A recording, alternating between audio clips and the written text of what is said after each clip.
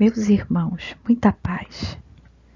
Dando continuidade aos nossos estudos sobre as leis divinas, vamos falar hoje sobre a lei de justiça, amor e caridade, do capítulo 11 do Livro dos Espíritos, no livro 3º.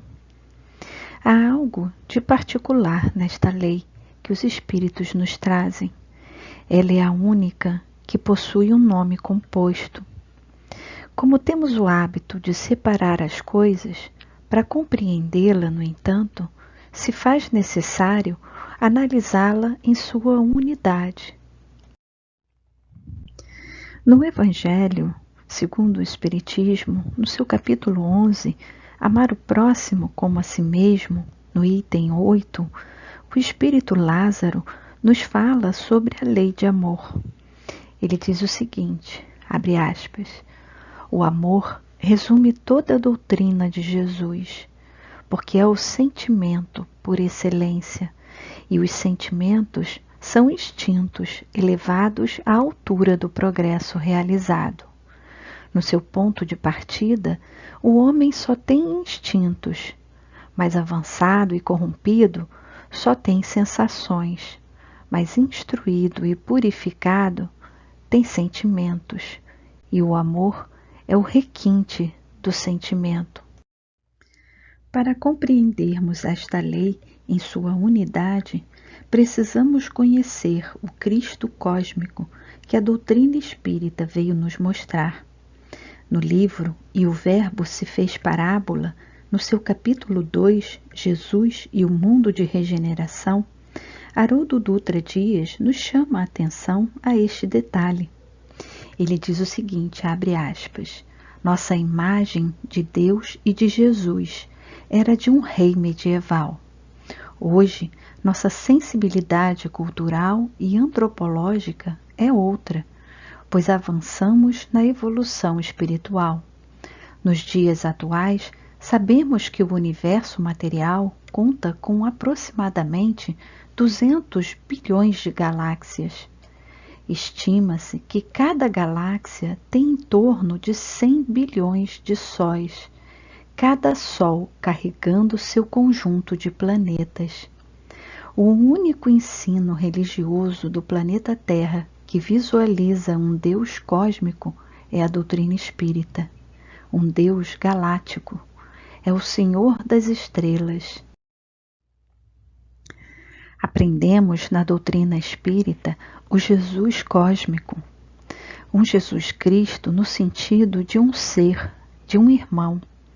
Aquele irmão mais velho, mais experiente, na formação do planeta, há 4,5 bilhões de anos, aproximadamente, Jesus já era um Cristo. Antes de o orbe ser formado, o Mestre já se reunia com os outros Cristos do sistema para fazerem a planta do planeta.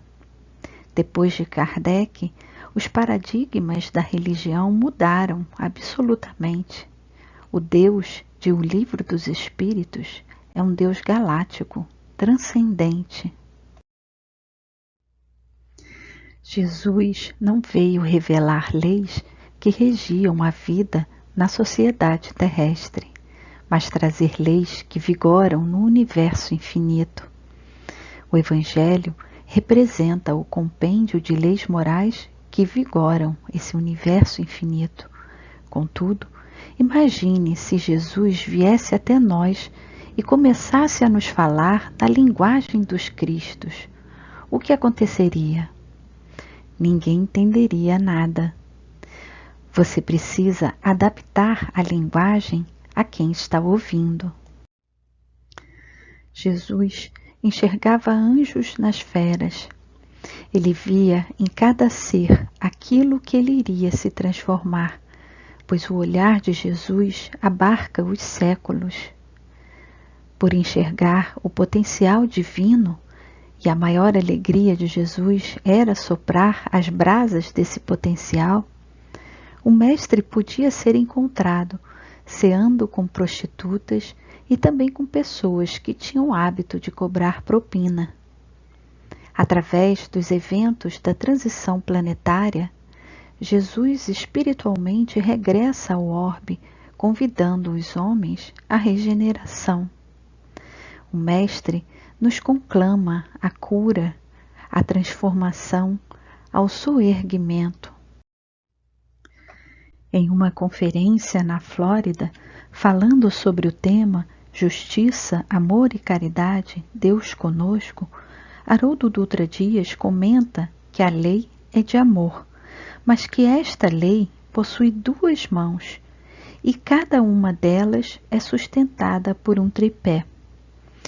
A justiça se apoia na liberdade, na igualdade e na fraternidade. A caridade se apoia na benevolência para com todos, na indulgência com as imperfeições alheias e no perdão das ofensas. Tudo isso precisa estar num equilíbrio. Vamos falar um pouquinho sobre o conceito de justiça.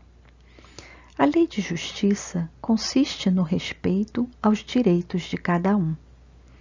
Duas coisas determinam os princípios da justiça relacionados ao direito: a lei humana e a lei natural. A lei humana segue diante do progresso, sendo alterada à medida que a civilização avança. Quanto ao direito consagrado pela lei natural, a justiça está fundamentada no ensinamento do Cristo. Desejai para os outros o que quereríeis para vós mesmos. Na justiça divina, dois dos principais atributos de Deus são bom e justo. Nas suas leis, perfeitas e imutáveis, não há lugar para injustiças, mesmo que fossem só aparência. Busque-se a causa de um efeito e ela será encontrada. Muitas vezes, o ser humano encontra-se com sofrimentos tão atrozes que pensa estar diante da maior injustiça do universo. E realmente, apenas com as explicações do mundo visível não é possível o entendimento da situação. O Espiritismo explica essas e outras questões com a lei da reencarnação, quando então tudo se torna mais claro. O sofrimento e a felicidade de hoje têm causa profunda em outras experiências do pretérito, e o amanhã dependerá do agora. A individualidade pensante, o espírito, passa por diversas personalidades, errando, acertando e aprendendo, com fracassos e êxitos, até que consegue o perene equilíbrio do amar e do saber. No Livro dos Espíritos, na questão 873, Kardec pergunta aos espíritos: o sentimento de justiça é natural ou resulta de ideias adquiridas? Reparem que ele não pergunta sobre a ideia de justiça, mas sim sobre o sentimento. E os espíritos respondem: é de tal modo natural que vos revoltais ao pensamento de uma injustiça. O progresso moral desenvolve sem dúvida esse sentimento, mas não o dá. Deus o pôs no coração do homem. Eis porque encontrais frequentemente entre os homens simples e primitivos noções mais exatas de justiça do que entre pessoas de muito saber. Na questão 874, Kardec pergunta: se a justiça é uma lei natural, como se explica que os homens a entendam de maneiras tão diferentes, que um considere justo o que a outro parece injusto? E os espíritos respondem: é que em geral se misturam paixões ao julgamento, alterando esse sentimento, como acontece com a maioria dos outros sentimentos naturais, e fazendo ver as coisas sob um falso ponto de vista.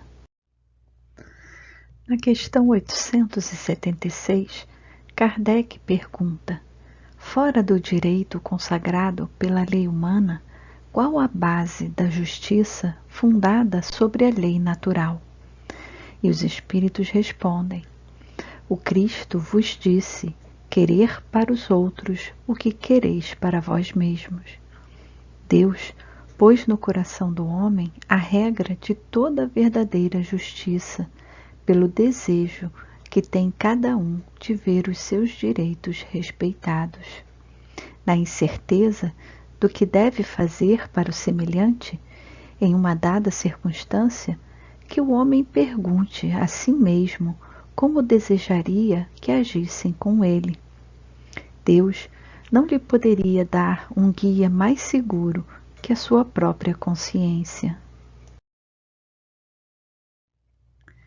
Na questão 877, Kardec pergunta: a necessidade de viver em sociedade acarreta para o homem obrigações particulares? Os espíritos respondem: sim, e a primeira de todas é a de respeitar os direitos dos semelhantes. Aquele que respeitar esses direitos será sempre justo. No vosso mundo, onde tantos homens não praticam a lei de justiça, cada um usa de represálias e vem daí a perturbação e a confusão da vossa sociedade. A vida social dá direitos e impõe deveres recíprocos. Na questão 879, Kardec pergunta: qual seria o caráter do homem que praticasse a justiça em toda a sua pureza? E os espíritos respondem: o do verdadeiro justo, a exemplo de Jesus, porque praticaria também o amor do próximo e a caridade, sem os quais não há a verdadeira justiça. Portanto, a justiça, porque ela é a mão esquerda do amor, ela se aperfeiçoa nele, e o amor se expressa na caridade. Assim, se não cumprirmos esse sistema tríplice, não seremos verdadeiramente justos. É por esta razão que a justiça humana não é justa. A exemplo da justiça divina, vemos Jesus nesta passagem do Evangelho de João, capítulo 8, versículos de 1 a 11, intitulada A Mulher Adúltera. Jesus, porém, foi para o Monte das Oliveiras. De madrugada, ele foi novamente para o templo. Todo o povo vinha até ele, e após sentar-se, os ensinava. Os escribas e os fariseus conduzem uma mulher apanhada em adultério e a colocam de pé no meio. Dizem a ele: Mestre, esta mulher foi apanhada em flagrante, adulterando. Na lei, nos ordenou Moisés serem apedrejadas tais mulheres. Portanto, que dizes tu?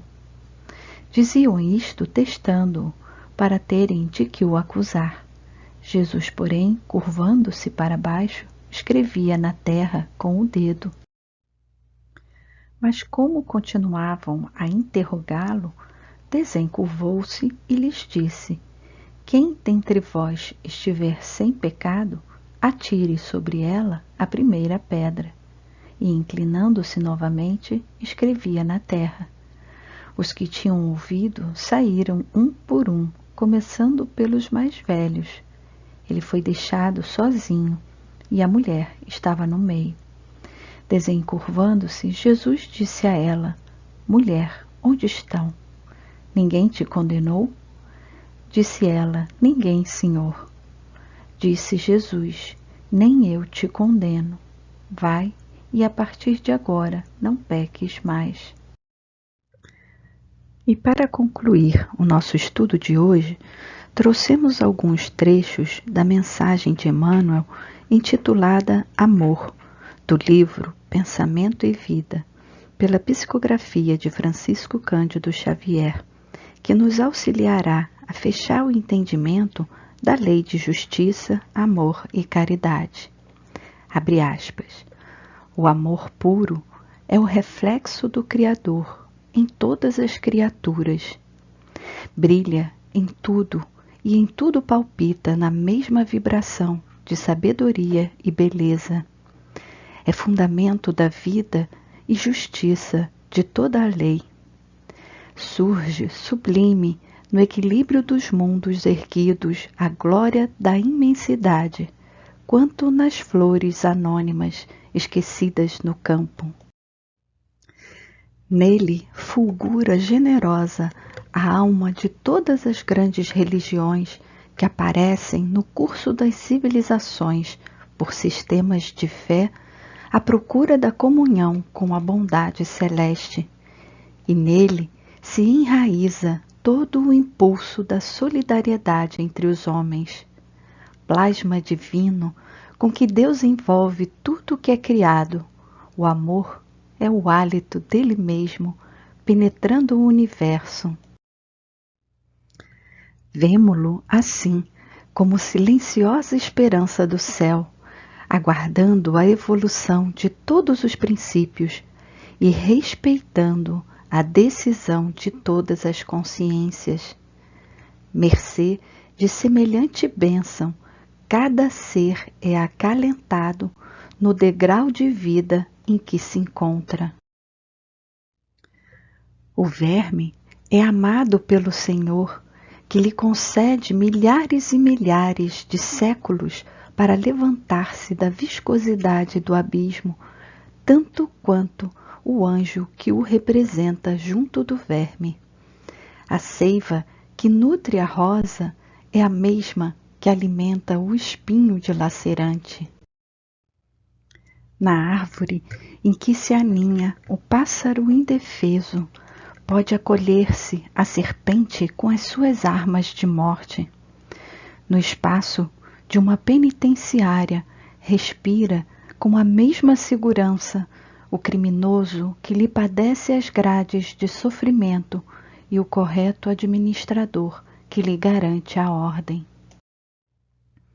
O amor, repetimos, é o reflexo de Deus, nosso Pai, que se compadece de todos e que a ninguém violenta, embora, em razão do mesmo amor infinito com que nos ama, determine que estejamos sempre sob a lei da responsabilidade que se manifesta para cada consciência, de acordo com as suas próprias obras. E amando-nos, permite o Senhor perlustrarmos sem prazo o caminho de ascensão para Ele, concedendo-nos, quando impensadamente nos consagramos ao mal, a própria eternidade para reconciliar-nos com o bem, que é a sua regra imutável. Herdeiros dele que somos, raios de sua inteligência infinita, e sendo ele mesmo o amor eterno de toda a criação, em tudo e em toda parte, é da legislação por ele estatuída que cada espírito reflita livremente aquilo que mais ame, transformando-se aqui e ali, na luz ou na treva, na alegria ou na dor, a que empenhe o coração. Eis porque Jesus, o modelo divino, enviado por ele à terra para clarear-nos a senda, em cada passo de seu ministério, tomou o amor ao Pai por inspiração de toda a vida, amando sem a preocupação de ser amado e auxiliando sem qualquer ideia de recompensa. Descendo à esfera dos homens por amor, humilhando-se por amor, ajudando e sofrendo por amor, passa no mundo de sentimento erguido ao Pai excelso, refletindo-lhe a vontade sábia e misericordiosa, e para que a vida e o pensamento de todos nós lhe retratem as pegadas de luz, legou-nos, em nome de Deus, a sua fórmula inesquecível: amai-vos uns aos outros, como eu vos amei. Muita paz.